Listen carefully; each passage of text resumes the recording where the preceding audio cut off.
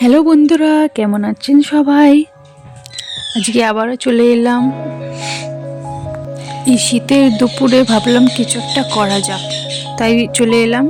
এই রং ফং নিয়ে বসে পড়েছি আমি আর আমার মেয়ে, সাথে আমার টিয়া পাখিটাকেও নিয়ে আছি। প্রথমে টবগুলোকে রং করে নিলাম। রং করে নেওয়ার পর আমি গাছগুলো বসিয়েছিলাম টবে, তো সেটা আমি পরে দেখাচ্ছি। আর আমার মেয়ে আমার সাথে থাকলে ও যে রং ভাঙবে না তা তো হয় না, ও এক সাইডে ওর কাজ করছে, দেয়ালে রং করে করে বেড়াচ্ছে। এমনি তো গরমকালের থেকে শীতকালটাই আমার বেশি ভালো লাগে। শীতকালে নানান রকমের ফুলের বাগান থাকে, অনেক কিছু করা যায়। আমিও নতুন কটা গাছ কিনে এনেছি, ফুল গাছ, সেগুলোকে বসাবো এই টবের মধ্যে। প্রথমে টবগুলোকে রং করে নিয়েছিলাম।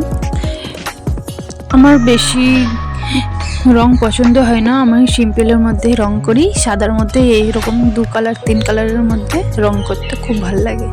আর এগুলো সাদার মধ্যে খুব সুন্দর ফোটেও, দেখতেই পাচ্ছেন কি সুন্দর লাগছে। এগুলো যখন জানলায় বসানো হয় আরও সুন্দর লাগে। এবার আমি গাছগুলোকে বসিয়ে দেবো এক এক করে। কয়েকটা ছোট ছোট গাছ এনেছি, দেখে বুঝতেই পাচ্ছেন কি কি গাছ এনেছি আমি। তো চলুন আগে গাছগুলোকে বসানো হয়ে যাক, তারপর দেখাচ্ছি জানলায় বসালে কত সুন্দর লাগে। দেখতেই পাচ্ছেন বেশি বড় টবও না, বেশি ছোটও না, মাঝারি সাইজের টব আছে এগুলো। এখানে আর একটা গাছও আছে, ওইটা আমার খুব পছন্দের গাছ, নতুন নিয়ে এসছি এবারে। মানি প্ল্যান্ট আমার আছে 3 রকমের।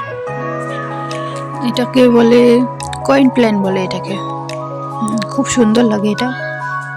তো বলুন কেমন লাগলো আমার এই গাছগুলো।